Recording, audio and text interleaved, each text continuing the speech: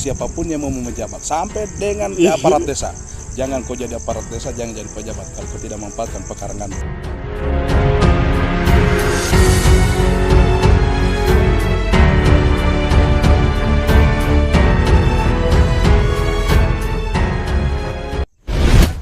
Bagaimana sih ceritanya seorang petani, seorang guru honorer bisa menjadi seorang bupati? Jangan pernah kita malu untuk bertani.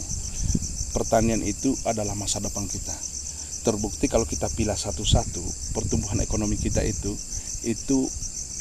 pendapatan domestik bruto kita itu yang terbesar selalu dari pertanian. Kita berangkat dari situ. Jangan lupakan. Jangan kita lupakan. Mau jadi apapun kita, mau apapun. Mau bupati itu taruhlah sekarang saya 2 periode. Masih malas 10 tahun. Assalamualaikum warahmatullahi wabarakatuh.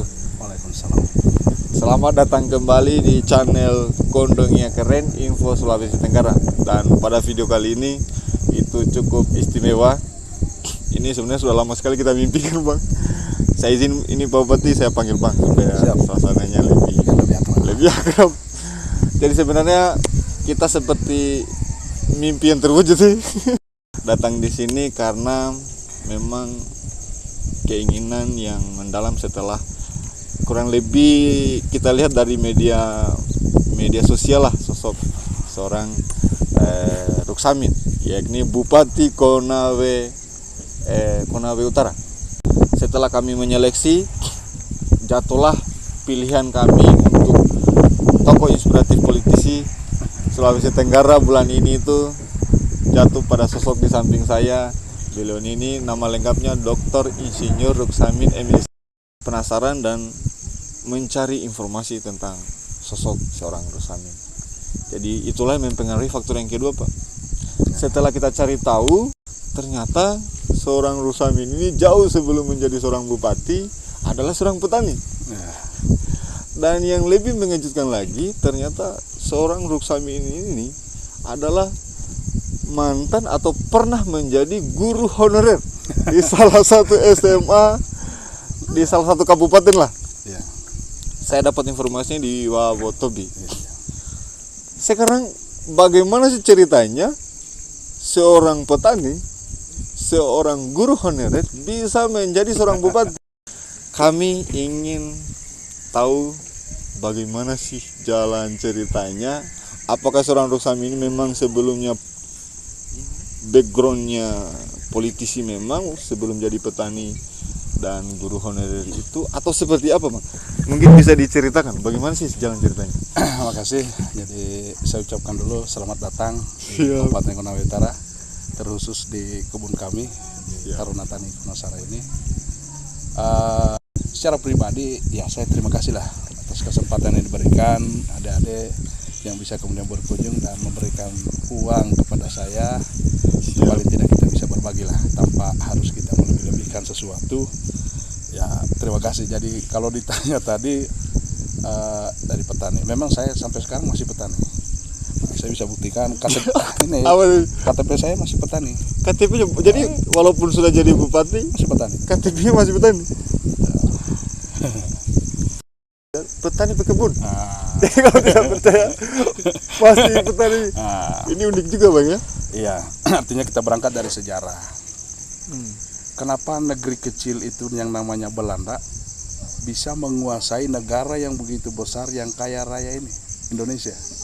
Kurang lebih dalam sejarah kita belajar itu 350 tahun dijajah. Dalam sejarah yang kita pelajari. Setelah kita lihat apa yang dibawa, apa yang sesungguhnya sangat besar, luar biasa untuk kita di Indonesia. Dan ternyata setelah kita lihat ternyata hal-hal kecil, tapi itu yang sangat luar biasa. Apa? Itu ada yang namanya pala, ada yang namanya cengkeh, ada yang namanya sayur mayur apa semua. Oh ternyata rempah-rempahnya. Nah mereka sampai datang 350 tahun ke sini. Ada apa? Ternyata kekayaan alam yang sangat luar biasa. Kalau salah kita cerita ya misalnya sumber daya alam yang lain. Cukup ini aja. Yang sederhana itu lah. Ini sederhana. Ya kan? Lagu, ada sebaik lagu yang biasa sering kita nyanyikan, bahwa tongkat dan kayu jadi tanaman. Itu sederhana sekali. Tapi coba kalau kita analisa, sangat luar biasa. pekerjaan yang paling saya senangi, yang paling baik apa semua adalah bertani. Selain bisa kita berolahraga, keluar keringat, hasilnya pun orang sering katakan halal yang tayyiban. Ini penting, itu dulu, ini dari petani. saya mencatat ini bang. Seorang Bupati Konawe Utara atau seorang Rusami ternyata sangat menghargai profesi petani itu. Yang kalau anak-anak muda sekarang kayaknya tidak ada yang berpikir begitu. Bukan tidak ada sih, kayaknya jarang sih bang. Kalau saya melihat bukan ini, hanya karena belum paham benar. Belum paham benar aja. Coba kalau dia misalnya ada lahan yang cuma kita coba serius untuk kita coba garap, kemudian bagaimana kita ukur hasilnya, jauh lebih besar, Bang. Menjanjikan. Jauh lebih besar, menjanjikan sama sekali. Yang penting pengelolaannya kita betul-betul sesuai dengan kriteria. Apalagi sekarang sudah zaman teknologi. Iya. Apa saja bisa kita belajar. Semua ada. Ada, tinggal di genggaman kita HP. Iya. Saya penasaran bang. Jadi petani itu sejak kapan? Kita mulai dari sejak dilahirkan sudah kan kita dibesarkan di kebun. Ya kan kita sekolah dari kebun. Iya. Orang tua walaupun juga guru tapi tetap bertani. Nggak mungkin lah besar sebetis kita ini. Kalau kita tinggal di kebun semua. Kita jalan kaki pagi-pagi subuh-subuh udah mau nyebrang sungai ke sana, kemudian kita akhirnya ya sampai sebenarnya. Nah, kita berangkat dari situ. Jangan kita lupakan mau jadi apapun kita, mau apapun. Muhammad Bupati itu taruhlah sekarang saya 2 periode. Maksimal 10 tahun. Nggak mungkin aja ada periode selanjutnya. Berpikir untuk jadi seorang bupati itu sejak kapan? Belum pernah terpikirkan. Jadi berpikirnya jadi bupati itu setelah masuk di DPRD. Saya DPRD kemudian pindah di sini jadi ketua DPRD.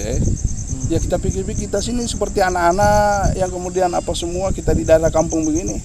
Mana ada sih bisa jadi bupati, nggak ada duit kita. Nah ternyata setelah 2004 itu ya coba mencalonkan kemudian jadi anggota DPRD. Setelah itu kemudian pindah Mekar Konawe Utara.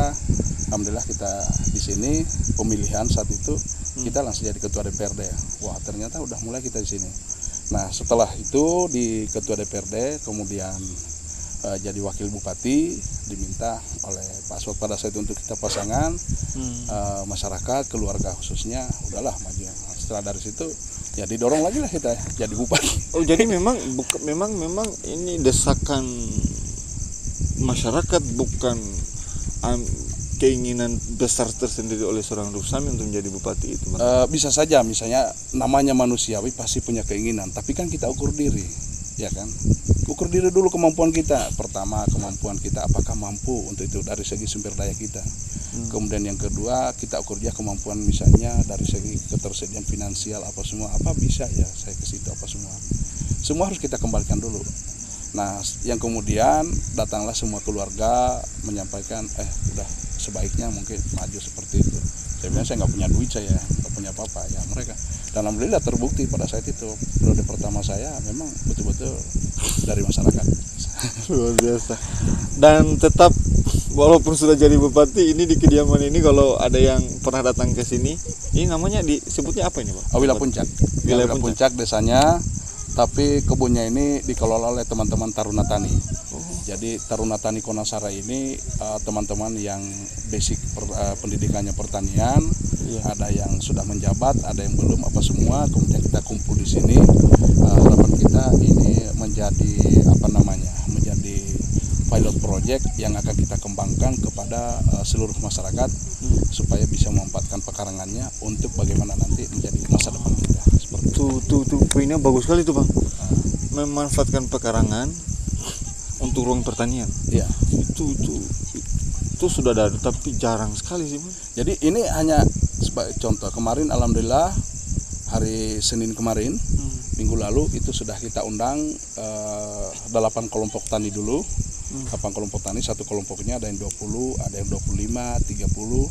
Kemudian alhamdulillah kita minta dari APBN disediakan uang kurang lebih 55 juta per kelompok. Nah, kemudian kita latih di sini. Jadi kita latih budidayanya, setelah budidayanya yang kemudian nanti kita siapkan anggarannya dia tadi itu supaya bisa melakukan budidaya itu sampai dengan bagaimana pemasarannya. Nah, berkembang dari situ saya lihat luar biasa animo masyarakat. Nah sekarang saya lagi buat peraturan bupati. Iya. Peraturan bupati. Setiap siapapun yang mau menjabat sampai dengan aparat desa Jangan kau jadi aparat desa, jangan jadi pejabat kalau kau tidak memanfaatkan pekarangan. Oh iya, luar biasa. Kayak ini satu-satunya di Kabupaten di Sulawesi Tenggara kayaknya. Tujuan besar saya hanya satu, bagaimana caranya kita kembalikan ini Konawe Utara, bagaimana ketika dulu diminati oleh negara luar, apanya, rempahnya, bisa nggak kita jadikan menjadi kabupaten rempah yang ada di Sulawesi Tenggara, mungkin seperti itu. Jadi setelah kita melakukan mencari informasi tentang kita lah bang, memang yang kita tangkap itu bahwa sosok seorang Ruksamin itu memang sederhana, dan di sini saya baru tahu jawabannya. Ternyata memang karena jiwa petani itu mungkin Pak, ada hubungannya dengan itulah. Apa sederhana juga ya, mungkin karakteristik kita sudah seperti inilah. Mungkin di sisi lain orang yang paling sederhana menilai kita mungkin wah agak wah lah. Karena melihat jangan lihat sekarang itu. Tapi kalau dilihat seperti itu ya karakteristik kita memang sudah seperti itulah, bahwa kita ini adalah keluarga kecil, kita yang berasal dari petani apa semua, nggak bisa juga kita rubah ya seperti ini. Makanya rujak saya lagi direhab apa semua ya jadi rujak yang di sini. Yang saya tangkap dari penjelasan awal tadi memang akan dibuat Perbub saya lagi buat. Perbub. Nah, bahwa setiap kepala SKPD siapapun pegawai wajib memang memanfaatkan jadi kepala sekolah, guru apa semua. Jadi kayaknya harus dicontoh kayaknya.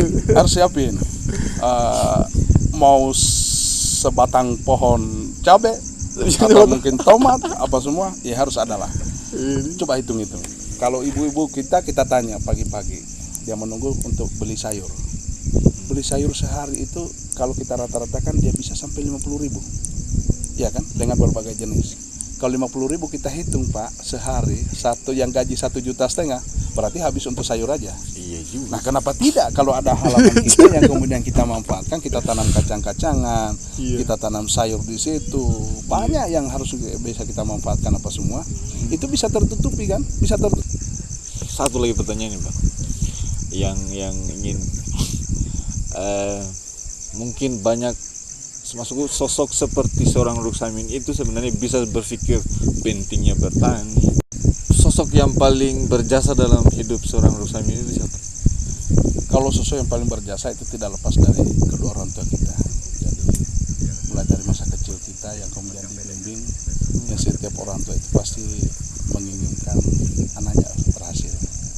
Nah, alhamdulillah saya coba mengikuti orang tua saya petani juga pengajar seperti itu, yang kemudian tidak terlepas dari doa mereka lah apa semua, sehingga alhamdulillah walaupun ayah saya tidak sempat menikmati, tidak sempat melihat saya bahwa menjadi ketua DPR, wakil bupati sampai bupati hari ini, tapi saya yakin di alam kubur sana dia paham bahwa anak saya alhamdulillah bisa melanjutkan apa yang menjadi keinginan orang tua. Oh, tidak sempat. Orang tua saya pada saat itu hanya 19 hari pasca saya dilantik jadi anggota DPR, yang kemudian beliau dipanggil oleh Allah SWT, dan alhamdulillah kesempatan itulah juga yang kemudian saya mengambil alih tanggung jawab karena yang tua untuk bagaimana mengurus adik-adik saya seperti itu. Tinggal mama saya yang ada sekarang. Tugas yang paling berat kalau untuk menjadi seorang bupati, saya rasa sebenarnya tidak ada. Tapi yang paling rumit itu adalah memuaskan semua orang. Diulangi Pak? Tugas seorang bupati yang paling berat saya pikir tidak ada. Tapi yang paling rumit itu adalah memuaskan semua orang. Karena dari sekian puluh ribu orang yang kita pimpin, ya pasti ada saja yang nggak begitu puas, ada yang tidak begitu secara langsung. Walaupun kita berupaya semaksimal mungkin supaya kita bisa memberikan pelayanan yang terbaik buat mereka. Tapi untuk memuaskan semua orang itu sangat berat bagi saya. Super sekali. Itu kayaknya tugas yang paling berat Bang, karena di dunia ini tidak semua orang baik. Ada yang baik dan tidak baik. Dan standar orang baik itu adalah mencintai hal-hal yang baik. Jadi contohnya ketika saya datang pertama, ya saya lihat bahwa masih banyak kebutuhan pokok dasar dulu warga kita yang masih belum terpenuhi. Taruhlah itu misalnya air minum, taruhlah itu misalnya jalanan, apakah sudah sampai infrastruktur untuk ke sana. Taruhlah itu misalnya kemudian listrik apa semua. Itu dulu yang saya coba identifikasi. Jadi saya melihat data, saya petakan contohnya misalnya lampu listrik ini baru sampai di Kecamatan Oheo. Jadi masih ada 3 kelurahan, 4 kecamatan, kemudian di 44 desa. Sama sekali tiang listrik pun belum ada. Belum ada sama sekali. Jadi mereka hanya ya masih kayak yang mampu beli genset, yang tidak mampu ya pakai petromak atau mungkin lampu kaleng lah apa semua ya. Alhamdulillah saya coba berkoordinasi dengan teman-teman PLN. Alhamdulillah tinggal 3 desa aja yang sampai hari ini yang belum tersambung kabel apa semua. Tetapi itu sudah besok alhamdulillah datang pimpinan PLN. Saya akan presentasikan besok di sini. Kebetulan kita akan sama-sama di sini sore, dan usulan itu sudah saya sampaikan. Bahkan di kabupaten lain pun seperti di Rauta, alhamdulillah kabel sudah terpasang ke sana apa semua. Dan PLN setelah pasang tiangnya, saya selaku bupati, saya rasakan dulu bapak saya sempat jual sapi hanya karena untuk bagaimana kasih masuk KWH. Nah, pembelajaran dari situ setelah masa saya jadi bupati, tidak ada warga saya yang bayar untuk masuk KWH, gratis semua saya pasang. Amin. Luar biasa. Jadi air kita secara pelan-pelan, ada yang dibiayai dari dana desa, ada yang mulai dari spamnya apa semua terkoneksi. Alhamdulillah, ya masih ada juga yang belum terakhiri, tapi tidak begitu banyak lagi. Alhamdulillah 1-2 tahun ini pasti kita akan tuntaskan semua. Begitu juga dengan jalan. Contohnya pergilah Solo ke Pulauan, dulu kan semata-mata hanya lewat laut aja. Nah pertanyaannya, kalau ada yang sakitnya kemudian mau dirujuk ke Solo atau ke Kendari, misalnya mau melahirkan apa semua, kondisi ombak besar, kira-kira bagaimana? Apakah kita harus biarkan ini? Nggak mungkin. Makanya saya berupaya, alhamdulillah 21 hari 40 kilo lebih itu tuntas tanpa APBD 21 hari tanpa APBD, 0 rupiah yang kita keluarkan dari APBD. Jadi ya kita fungsinya kita mengkoordinasikan sama teman-teman kita, ada yang pengusaha, ada yang bekerja di tambang, ada yang dilalui. Ini yang kita koordinasikan, alhamdulillah kok 21 hari cepat. Tanpa APBD. Saya ulangi nih Mas, tanpa anggaran dari APBD. Inisiatif dari seorang Pak Bupati, kita kumpul mencarikan jalan. Alhamdulillah bisa. Alhamdulillah sekarang mereka sudah menikmati listrik di sana. Mereka juga sudah jalan sudah sampai. Ada yang sakit mobil, alhamdulillah sudah. Bahkan hampir setiap rumah udah punya motor 2 atau 3 malah. Udah ada yang karena jalannya sudah bagus. Jalan sudah. Jadi hanya 21 hari, alhamdulillah tuntas. Sama juga satu daerah kita ada AC Minunulai, selalu menantang arus apa semua.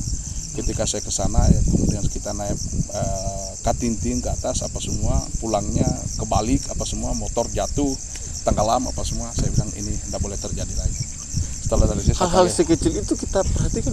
Ya haruslah. Ini namanya kepala daerah kita ini kan seperti itu kan, kita punya ruang masing-masing. Misalnya jalan poros ini kan melalui APBN apa semua. Ada juga antara kabupaten itu melalui provinsi. Tapi jangan seperti itu kan tugas kita. Kemudian saya panggil kepala desa, kita rencanakan 2 minggu tembus kok jalannya. 2 minggu selesai. Udah dinikmati sekarang. Kita bayangkan dulu, orang punya peta hasil pertanian yang kemudian turun 50.000 untuk katintinnya. Habis itu naiknya 50.000, berasa 100.000. Belum jalan kaki 7 kilo. 7 kilo jalan kaki itu. Mau naik apa? Mau naik motor nggak mungkin. Harus jalan kaki. Kira-kira kalau kita punya sayur hanya misalnya seikat, 2 ikat apa semua, untuk apa kita mau jadi hasil ada tapi nggak akan mungkin terjadi. Karena apa? Jalur aksesibilitas tadi yang tidak ada. Nah ini yang kemudian kita pikir. Sekarang mobil lalu lalang ke atas, lalu lalang terus. Jadi sayur mau ke berapapun itu pasti sampai terjual mereka. Alhamdulillah luar biasa kesyukuran ini. Dan ini luar biasa. Contoh-contoh yang seperti itulah yang kemudian kita coba lakukan. Paling tidak kita ikutlah seperti Pak Jokowi membangun dari pinggiran. Kita juga seperti dari tahun ini baru saya fokus untuk bagaimana untuk bangun ibu kota saya di kabupaten. Tapi hal yang paling mendasar sih kebutuhan pokok dulu ini Pak. Nah itu yang paling utama. Apalagi ini bisa dibilang daerah otonom baru lah. Ya memang kalau kita pikirkan daerah kita sangat jauh dari itu, tapi alhamdulillah berkat adanya reformasi yang kemudian daerah ini bisa mekar. Satunya kita sudah punya kesempatan juga untuk bisa jadi bupati, teman-teman banyak jabatan politik. Kemudian yang kedua, masyarakat jauh lebih cepat untuk terlayani seperti itu. Nah seperti kita pelayanan itu ada yang kita lakukan di kantor, ada yang kemudian langsung kita turun. Nah, pelayanan itu ada saya coba inovasi untuk pelayanan masyarakat itu dengan program Jumat Barokah. Nah, Jumat Barokah ini salah satu inovasi kita yang kita coba lakukan sekali sebulan. Kita tentukan di desa yang paling terpencil yang kemudian kita turun ke sana. Jadi Jumat Barokah itu hari Jumat, sekali sebulan kita lakukan. Kita tentukan desanya, desa ini, desa ini, desa ini. Kita turun hari Jumat sekali sebulan kan. Saya bawa semua SKPD, pelayanan langsung di sana. Jadi pagi-pagi itu kita senam dulu. Setelah senam kemudian kita berbaris apa semua, apel mendengar pengarahan. Habis itu kita membagi rumah. Jadi misalnya di situ ada 40 rumah, ada 40 SKPD, berarti satu rumah satu SKPD. Kalau ada 60 berarti ada yang 2, ada yang 1. Langsung bagi, tak sia SKPD-nya. Bawa berasmu, bawa makananmu, datang sama-sama kita makan, memasak di situ. Ya kan? Artinya pesan yang harus sampai ke saya langsung ke dapur. Kering nggak dapurnya atau tidak? Itu dulu yang pertama. Habis itu yang kemudian kita rehab rumahnya. Ada kita namanya konsep Aladin, atap lantai dinding. Nah, itu kita ganti atapnya. Ada juga yang hanya dicat, yang masih agak bagus apa semua. Ada yang minta, Pak belikan saya papan, saya mau kamar apa semua. Iya, Pak gantikan saja saya atapnya. Atau Pak belikan saya cat. Seperti itulah. Yang penting sudah ada komunikasi, ada silaturahmi kita dengan mereka. Hasil Jumat Berkah. Jumat Berkah itu pada hari itu jadi satu SKPD datang ke rumah itu. Nah, setelah itu di rehab rumahnya, dinas yang bersangkutan ini tetap melakukan pelayanan sesuai dengan tupoksinya. Contoh, kesehatan langsung memberikan pengobatan gratis kepada seluruh warga yang ada di situ. Capil, dia langsung datang ke rumah-rumah. Anda belum punya KTP, Anda belum punya akte kelahiran, Anda belum punya kartu keluarga, langsung dilayani di situ, dipotong apa semua langsung pelayan tuntas di situ. Ini kepala dinasnya turun langsung. Turun langsung semua. Dinas PU yang kemudian melihat ada jalan yang kurang bagus, bawa alatmu, selesaikan di situ apa semua. Jadi semua, jadi misalnya dari tanaman pangan apa semua, dari pertanian, ada bibitmu nggak, ada sapimu nggak, udah saya bawa ke sana, kita bawakan mereka. Jadi buka pekarangan untuk kita mulai tanam misalnya apa yang harus ditanam di situ. Jadi semua BKKBN langsung melakukan pelayanan BKKBN di tempat itu. 1 hari pasti tuntas. Habis itu setelah lohor Jumat yang kemudian kita mengundang penceramah, datanglah majelis taklim semua. Setelah selesai ada bantuan misalnya sosial, mau bagi beras, udah kita kasih di situ kesempatan. Masjid belum beres, tugas kesra kita mainkan di situ. Ada rumah ibadah misalnya gereja, kita selesaikan semua situ, kita tuntas. Memang tidak akan tuntas sekalipun, tapi paling tidak silaturahmi kita sudah lakukan dengan warga secara langsung antara pimpinan daerah, antara SKPD yang selama ini mungkin ada sekat, susah mau ketemu, itu segan-segan gitu. Kita makan sama-sama, masing-masing di rumah kita datang, kita bergurau, kita tanya mereka apa yang dibutuhkan apa semua. Kita pulang, kita kaji, kemudian baru kita. Tapi alhamdulillah ada yang tercat rumahnya dan selesai, rata-rata alhamdulillah tuntas seperti itu. Saya kaget-kaget sih Bang, karena cara berpikirnya kita sesederhana itu, tapi kalau orang coba analisa lebih dalam itu program-programnya itu sederhana, anti mainstream lah Bang, jarang dilakukan, tapi kalau terwujud sih kan begini. Rata-rata mungkin saya melihat teman-teman saya juga sih banyak belajar ketika jadi pimpinan daerah yang kemudian harus membuat sesuatu yang luar biasa. Harus membangun menara lah, harus membangun ini. Setelah saya datang ini kan kantor sudah ada, buat apa saya mau bangun dulu? Yang saya rasakan bahwa ternyata masyarakat saya ada yang belum terlayani. Kenapa? Mungkinkah karena airnya belum ada, atau mungkin jalannya belum sampai ke sana, atau apa semua. Inilah yang kemudian kita coba bangkitkan. Dia kalau misalnya senang tanam jagung, jangan datang pasar, kasih dia jagung buat dia tanam. Dia pasti akan hidup di sana, dia akan pasti sejahtera. Buktinya banyak beli motor apa semua. Itu yang kita coba lakukan. Nah, di tahun pertama itu dulu, ekonominya dulu yang kita bangkitkan semua, kita punya warga ini apa semua. Nah, sekaligus untuk itu tuntas belum tentu. Tapi kita sudah berbuat, kita sudah memulai. Nah, kalau kita sudah mulai, otomatis dari desa yang satu, desa lain pasti mereka akan bangkit seperti itu. Nah, tinggal misalnya dalam pengolahan padinya, sawahnya apa semua, apa yang kurang, alsintan, kita buat, kita datangkan alsintan. Seperti itu. Mau sekaligus nggak mungkin lah tuntas. Seberapa banyak pun APBD kita guna kita bentuk bantuan, tapi kita rubah mindset mereka, bagaimana bisa saya berbuat sekecil mungkin, tapi sangat bermanfaat yang sangat luar biasa untuk daerahnya. Salah satu wujud revolusi mental yang sesungguhnya mungkin sederhana lah, merubah mindset. Iya. Sama contoh misalnya COVID. Sebelum ada PSBB yang dikeluarkan pemerintah, itu sudah saya tutup daerah saya. 2 dulu sampai viral. Kenapa? Ya. Nggak boleh datang masuk ke Polres apa semua. Saya tahu, saya paham. Banyak yang memanfaatkannya apa semua enggak. Tapi intinya saya berpikir bagaimana saya selamatkan dulu saya punya warga. Saya tutup dulu pada saat itu. Habis itu yang kemudian setelah ini kemudian keluarlah aturan PSBB. Saya sudah lakukan. Yang surat edaran itu. Iya, alhamdulillah saya bulan Juli yang lalu udah sekolah anak sekolah saya. Sekarang baru kan masih ada yang belum sekolah. Saya bulan Juli yang lalu saya sudah sekolah. Mindset yang harus kita rubah. Kenapa kita liburkan dari bulan Maret pada saat itu? Tanggal 16 Juli saya langsung hentikan sekolah. 16 Maret. Saya hentikan, tidak boleh dulu sekolah. Karena apa? Kita khawatir, kita takut COVID di sekolah. Setelah itu saya berpikir, kalau begini terus kapan? Kita terbatas, tidak semua ini ada jaringan. Kita banyak masih blank spot kita punya daerah. Udahlah saya berpikir, setelah saya data alhamdulillah mampu kita tekan ini COVID. Bulan 7 pada saat itu alhamdulillah sampai bulan 7 belum ada yang positif. Saya langsung sekolahkan. Jadi artinya apa? Saya rubah mindsetnya. Kalau awalnya kita takut sekolah karena COVID, kita rubah mindsetnya. Kita lawan COVID dari sekolah. Ngomong-ngomong COVID ini, Bang. Ya. Saya sempat mengikuti sikap kita lah. Yang baru-baru ini sempat viral yang hubungannya dengan COVID. Pas mudik. Ada surat edaran bahwa tidak boleh ada larangan mudik antar kabupaten. Ya. Yang saya lihat waktu itu kita turun di portal-portal, Ya. pos memastikan bahwa jangan dilarang masyarakat untuk yang saya tangkap jangan dihalangi masyarakat untuk mudik. Yang penting catatannya dia sehat. Jadi gini, sebelum keluar instruksi Mendagri bahwa tidak boleh mudik, itu saya sudah antisipasi memang. Saya minta petunjuk dari Bapak Kapolres, dari Pak Dandim, Pak Kajari, apa semua kita rapat. Nah, belum keluar itu sudah saya sampaikan, saya tidak akan larang mudik masyarakat saya. Siapapun yang dari Kendari, yang dari lingkungan Sulawesi Tenggara atau dari mana silakan. Tapi dengan syarat yang pertama, sekarang kan sudah masanya orang lagi vaksin, Anda harus vaksin dulu. Jika Anda belum vaksin, maka di situ saya siapkan swab. Di situ saya siapkan swab antigen. Jadi Anda mau masuk ke daerah luar, saya swab dulu. Ini kan kita identifikasi, intinya ini bukan orangnya yang kita larang, tetapi COVID-nya yang jangan masuk. Nah, kalau kita bisa cegat di situ, ada yang kemudian kita siapkan rumah. Kalau ada misalnya yang positif langsung kita amankan di situ atau suruh balik aja, kan seperti nggak ada susahnya.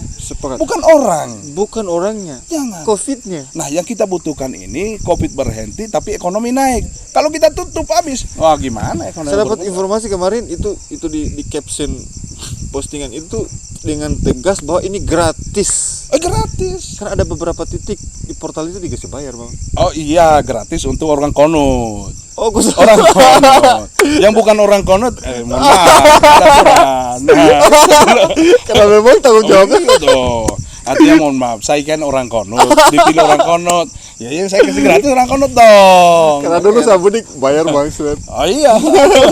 Karena memang saya bukan orang konut. Gitu. Bang, di Sultra ini kan lumayan banyak para petani. Mungkin ada motivasi lah untuk para petani Sulawesi Tenggara. Saya lihat ini kita keseriusan, ketertarikan, fokus, kecintaan lah pada dunia petani itu luar biasa. Mungkin ada motivasi Pak, Bang. Jadi saya ingin sampaikan seperti ini. Jangan pernah kita malu untuk bertani. Pertanian itu adalah masa depan kita. Terbukti kalau kita pilih satu-satu, pertumbuhan ekonomi kita itu pendapatan domestik bruto kita itu yang terbesar selalu dari pertanian. Dalam arti besar, apakah itu pertanian atau perkebunan. Ya kan, Sulawesi Tenggara kita dikenal di luar itu karena coklatnya, karena cengkehnya, karena metenya, karena apa semua. Dan ini peluang yang sangat luar biasa. Sebentar lagi akan ada kawasan industri yang tumbuh apa semua karena mungkin pengelolaan sumber daya alam yang lain. Tetapi itu justru kita berpikirnya seperti ini. Kita siapkan semua ini. Karena apa? Jangan lagi ada pasokan dari luar provinsi hanya karena persoalan sayur, ayam atau perikanan apa semua. Kita sangat luas, Pak. Mau bicara rawa kita lihat lah. Ini bisa kita manfaatkan potensi untuk bagaimana mengembangkan kita punya perikanan darat. Laut juga, ngeri gila-gila kita. Saya tertarik dengan pernyataan kita soal pertanian tadi, Bang. Kalau mindsetnya bagus, artinya daerah kita ini luar biasa luasnya. Tanahnya juga lumayan lah, tidak buruk-buruk amat. Untuk bertanam jenis tumbuhan pertanian apapun bisa. Saya dapat poin ini, Bang. rubahlah mindset seorang petani itu, mulailah dari sekitaran rumahmu. Sekitar rumah kita dulu. Hal-hal kecil kan? Yang kecil saja. Luar biasa bang. Poinnya malam ini tidak terasa ini bang sudah setengah jam lebih. Makasih luar biasa. Bang, terima kasih banyak atas kesederhanaannya bisa menerima kami yang jauh dari Kendari. Saya justru yang dengan segala terima kesederhanaan kasih hati. buat adik-adik, artinya dari sekian banyak toko. Iya. Kalau hari ini saya dianggap sebagai salah satu toko, itu sangat luar biasa bagi saya, karena saya sih nggak pernah mengatakan diri saya tokoh. Saya hanya seorang petani aja yang kebetulan jadi bupati, diamanahkan sekarang untuk memimpin Konawe Utara ini. Mudah-mudahan apa yang saya bisa lakukan, kita sama-sama berdoa itu bisa mendapatkan kemaslahatan buat kita punya rakyat. Amin, amin, amin, amin, amin. Dan memang background petaninya tidak bisa hilang walaupun jadi bupati. Luar biasa. Terima kasih bang. Tapi ada satu pertanyaan yang setelah saya, ini terakhir bang, mau dijawab bisa, mau tidak dijawab tidak apa-apa juga. Setelah pada saat saya ikuti, saya mencari informasi tentang kita bang, ada satu yang postingan yang itu komentarnya banyak sekali. Saya lihat itu sampai hampir 1000.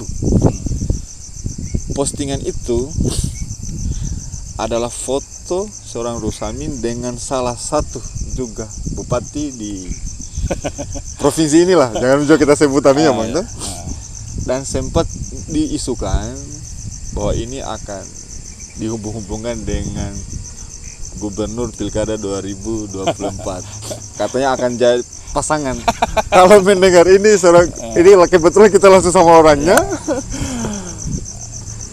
Bagaimana menanggapinya itu, Pak? Bagi saya silaturahmi dengan teman-teman semua bupati atau dengan tokoh-tokoh politik itu sesuatu yang biasa. Iya. Dimanapun kita ketemu, kita berfoto, berpose, ya terlepas orang mau menilai bilang bahwa ini pasangan atau apa semua atau seperti apa. Bagi saya begini, sampai hari ini saya belum terpikir untuk ke sana. Tapi yang jelasnya saya masih fokus dulu apa yang saya janji politik terhadap masyarakat Konawe Utara itu dulu. Mudah-mudahan di periode kedua saya ini saya bisa mensukseskan paling tidak apa yang saya janjikan kepada mereka bisa saya laksanakan. Itu dulu. Terlepas orang mau menafsirkan bahwa untuk ke depan mau jadi gubernur atau apa semua, intinya saya kembalikan pertama bahwa saya tidak pernah berpikir menjadi bupati, tapi kalau Allah sudah mentakdirkan dan itu sudah tercatat di jauh sebelumnya, Allah sudah mencatat bahwa siapa yang akan jadi bupati, siapa yang jadi gubernur ke depan. Ya saya tidak akan lari dari itu apa semua. Jika kesempatan ada, ya misalnya Allah sudah mentakdirkan apa semua, pasti dia siapkan kita jalan untuk ke sana. Tapi untuk berpikir bahwa hari ini saya harus jadi gubernur atau apa, itu sama sekali jauh. Kita berbuat yang kecil dulu lah. Paling tidak sekecil ini kita menanam cabai bisa merubah ekonomi. Yang saya tangkap mempertanggungjawabkan dulu amanah itu yang sekarang lagi dipegang. Soal nanti itu urusan masih panjang. Tapi ini kita bayangkan bagaimana kalau ada desakan masyarakat di kabupaten lain, ayo dong Pak, silakanlah mereka bicara. Saya masih fokus dulu untuk bagaimana bangun Konawe Utara, karena pada akhirnya masyarakat juga pasti akan bicara. 2 periode aja kita tidak bisa melakukan apa-apa, gimana kita mau jadi ke atas lagi. Tapi kalau kita lakukan sesuatu yang sangat luar biasa dengan menanam cabai aja atau sayur apa semua bisa merubah Sulawesi Tenggara, kenapa tidak itu yang bisa menjadi? Penutup yang sangat sekali luar biasa Bang. Ini sudah mau hampir 1 jam, saya jadi tidak enak mengganggu waktunya. Tidak apa-apa, saya terima kasih bisa dikasih kesempatan. Ya Bang, dan alhamdulillah 2 hari kita pulang balik Kendari Konut dengan rute beberapa yang parah sekali, tidak sia-sia. Kita posisi Bang. Ternyata semua rasa penasaran kita terjawab soal tiba-tiba seorang petani, seorang guru honorer hingga jadi bupati. Ternyata itu hanya soal seperti tadi garis Allah sudah Allah Subhanahu wa taala. Kita bawanya ngalir saja Bang. Ngalir aja seperti itu. Tidak terlalu ini ya. Kita sambil berusaha, berupaya, kita berdoa, dan ternyata seperti itu. Mantap Bang. Itu pesan bagi para aktivis atau para anak-anak muda yang juga bermimpi jadi politisi. Belajarlah dari seorang Rusamin, mengalir saja. Yang penting kalau memang sudah garis tangan pasti akan tidak mungkin ada yang bisa mengalahkan Tuhan. Ya, betul. Seperti itu. Terima kasih banyak Bang, sekali Makasih. lagi terima kasih Terima kasih, banyak. Luar biasa. Dan saya kira semua pertanyaan sudah. Sekali lagi maaf Bang kita mengganggu waktunya. Oh, makasih. Saya terima kasih dikasih kesempatan. Dan saya kira itu saja. Lebih dan kurangnya mau dimaafkan. Kalau ada yang mau komentar-komentar silakan komentar di bawah ini. Kalau ada juga mau share silakan. Mungkin dalam waktu 3-4 hari kita langsung upload. Terima kasih. Kita izin Bang, nanti video ini kita akan upload di YouTube. YouTube memang khusus Sulawesi Tenggara. Siap. Dan mungkin kita akan sebar ke grup-grup media sosial se-Sulawesi Tenggara. Terima kasih banyak. Assalamualaikum warahmatullahi wabarakatuh.